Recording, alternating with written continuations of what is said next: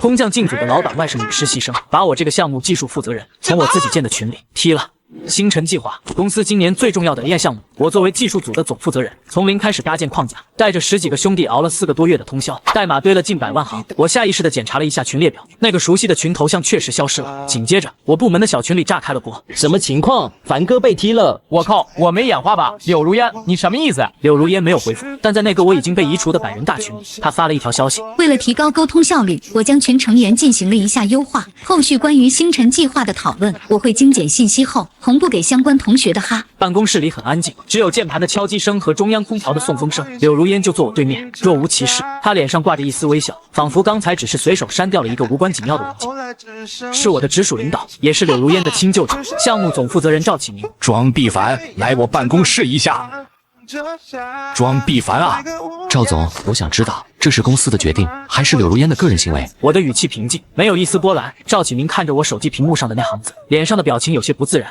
庄必凡啊，这事儿是个误会。他拿起桌上的紫砂壶，慢悠悠地给自己倒了杯茶，动作行云流水，仿佛在进行一场重要的仪式，而不是在处理一场荒谬的职场闹剧。误会，赵总，您是说一个实习生误会到可以把项目技术负责人从核心工作群里踢出去？庄必凡，我知道你对星辰计划付出了很多心血，你的能力公司上下都有目共睹。他先是给了个甜枣，语气诚恳的像是要给我颁奖，但是呢，团队协作不能只讲技术，也要讲究方式方法嘛。柳如烟这孩子刚从国外回来，对国内的职场环境还不太适应，他做事比较直接，讲究效率，可能在沟通上有些超前。赵启明斟酌着用词，试图把一件极其愚蠢的事情包装成某种先进的管理理念。他跟我提过，做群里信息太冗杂，很多技术细节的讨论，让他这个负责对外协调的角色很难快速抓到重点，所以他就想着建一个更精简的沟通渠道，提高效率。所以，提高效率的方式就是把最懂技术细节、负责整个项目技术实现的人给优化掉。赵总，这个逻辑您自己信吗？庄必凡，你怎么说话的？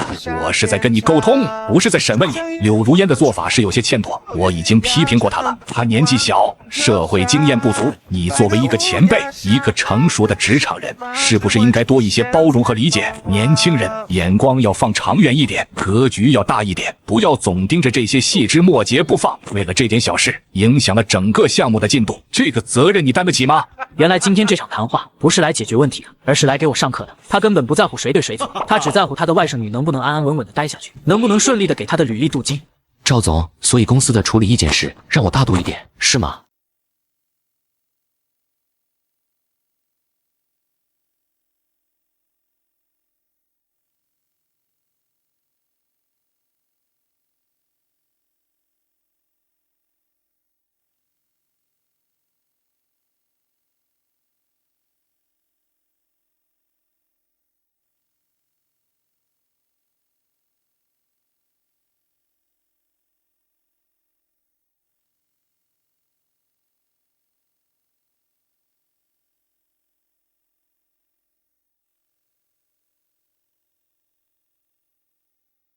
从赵启明为了省预算、砍服务器资源，导致项目频繁宕机，到他为了给市场部总监一个人气，强行让我们在系统里加入漏洞百出的功能，再到柳如烟的空降，柳如烟的到来只是压垮骆驼的最后一根稻草。我将星辰计划现有的所有模块，按照功能、负责人、风险点、后续开发建议逐一罗列，做成了清晰的脑图，每一行关键代码都加上了详尽的注释，甚至还单独写了一份项目紧急预案。小庄，有事？我来递交辞职报告。怎么这么突然？是因为下午的事，赵总不是已经处理了吗？不是突然，我已经考虑了很久，麻烦您了。好吧，我尊重你的决定，不过按规定，你这个级别需要1个月交接期。没问题，交接文档我已经准备好了，随时可以开始。市场部总监一个人气，强行让我们在系统里加入漏洞百出的功能，再到柳如烟的空降，柳如烟的到来只是压垮骆驼的最后一根稻草。我将星辰计划现有的所有模块，按照功能、负责人、风险点、后续开发建议逐一罗列，做成了清晰的脑图，每一行关键代码都加上了详尽的注释，甚至还单独写了一份项目紧急预案。小庄，有事？我来递交辞职报告。怎么这么突然？是因为下午的事，赵总不是已经处理了吗？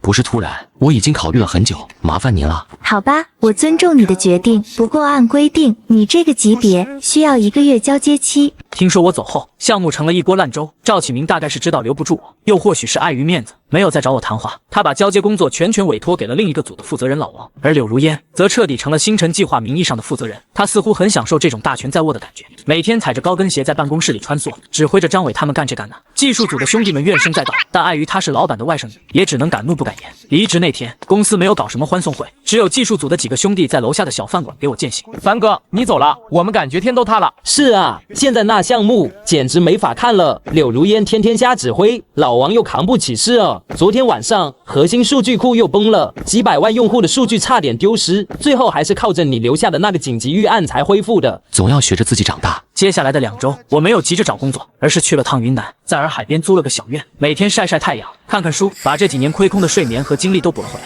期间，那个昵称为 S 的猎头给我发了几家公司的资料，其中一家是华尔街顶级投行磐石资本在国内新成立的金融科技部门，他们正在秘密筹备一个项目。这个项目技术栈和星辰计划有很多相似之处，但无论是资金投入、人才配置，还是未来的商业前景，都完全不是一个量级。回去后，我全身心的投入到磐石资本的面试中。在第3轮交叉面的时候，面试官抛出了一个场景题：如果你负责的核心项目被一个毫无经验但背景深厚的关系户空降接管，导致项目濒临失败，你会怎么做？我会尽我所能，留下一个足够清晰、安全的技术遗产，保证在我离开后，项目不至于彻底崩盘。然后，我会选择一个更适合我的平台，因为一个允许劣币驱逐良币的环境，不值得我浪费时间。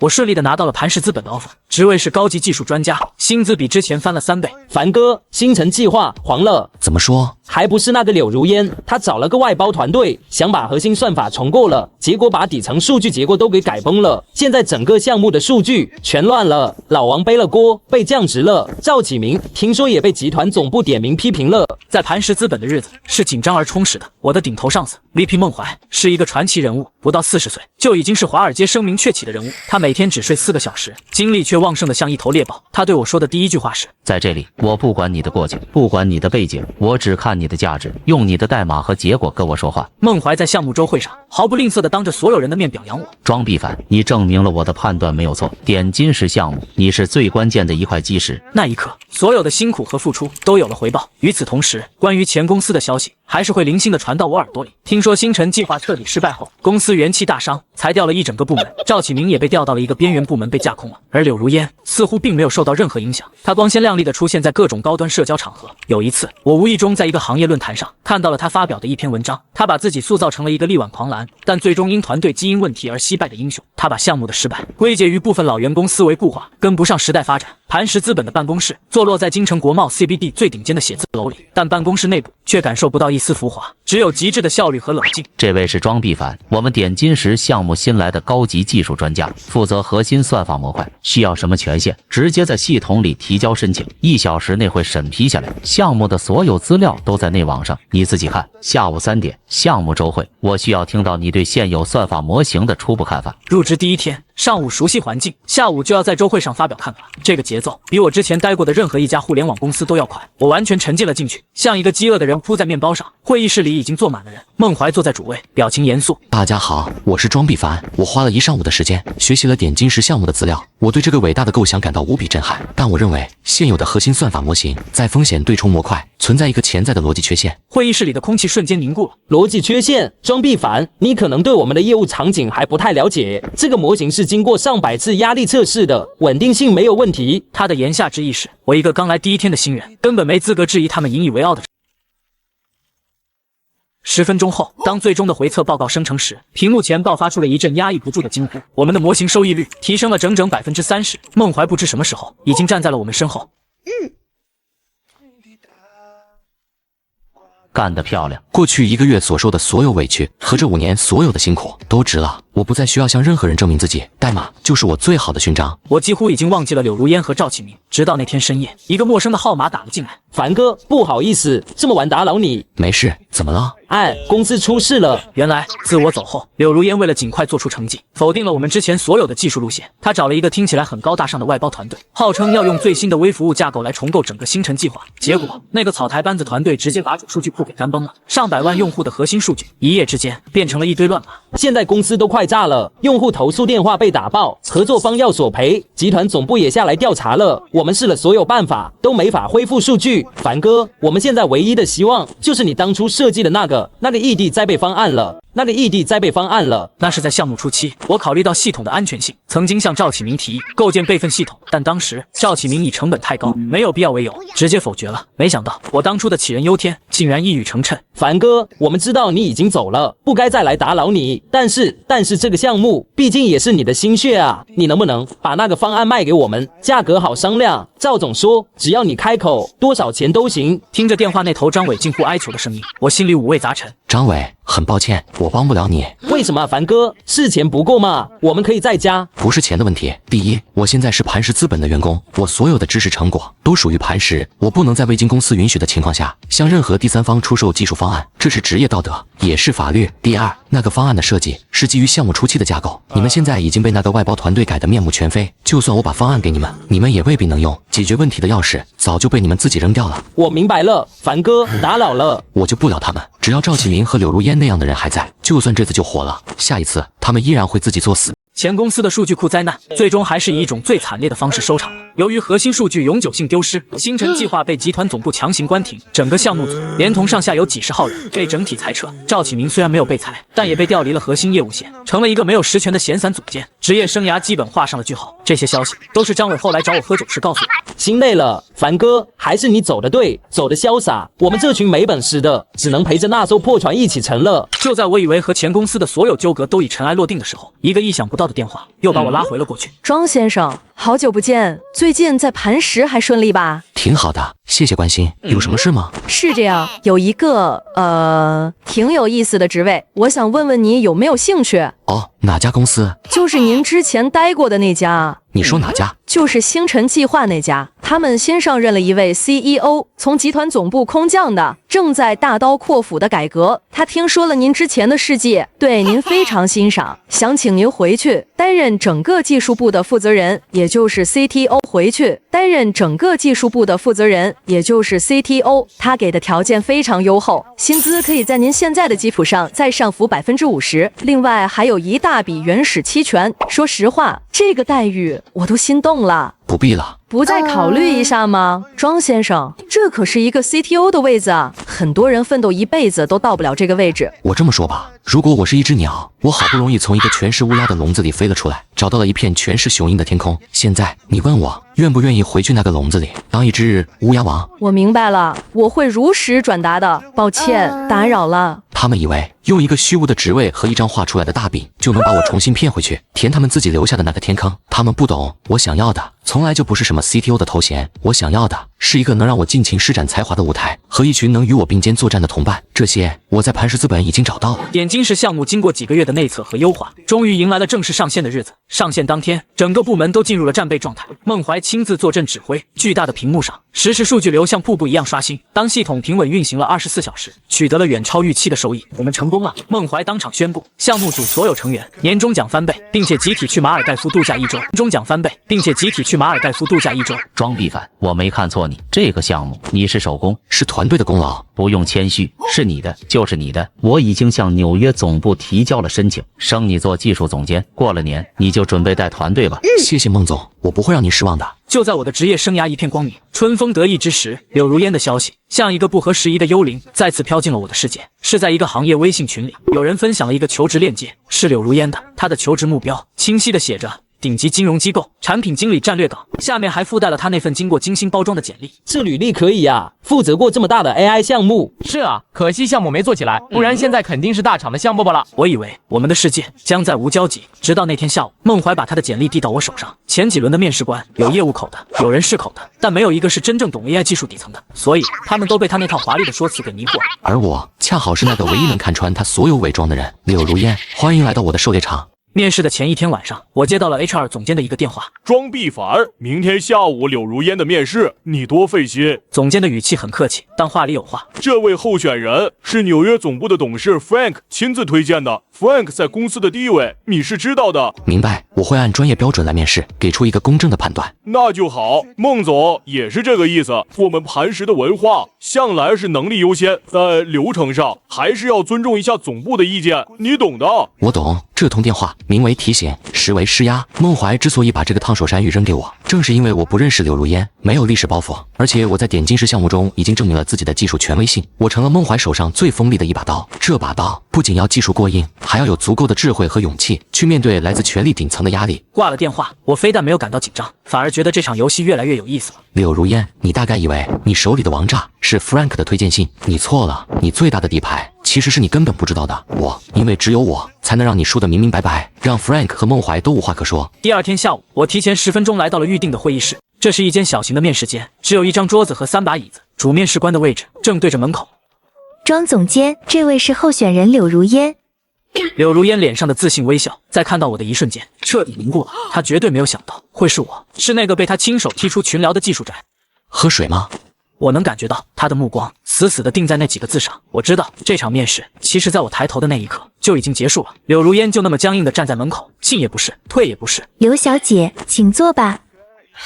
好久不见，庄必凡。我们认识吗？我眼里你只是一个我不记得的普通的候选人。抱歉，可能是我认错人了。那么我们开始吧。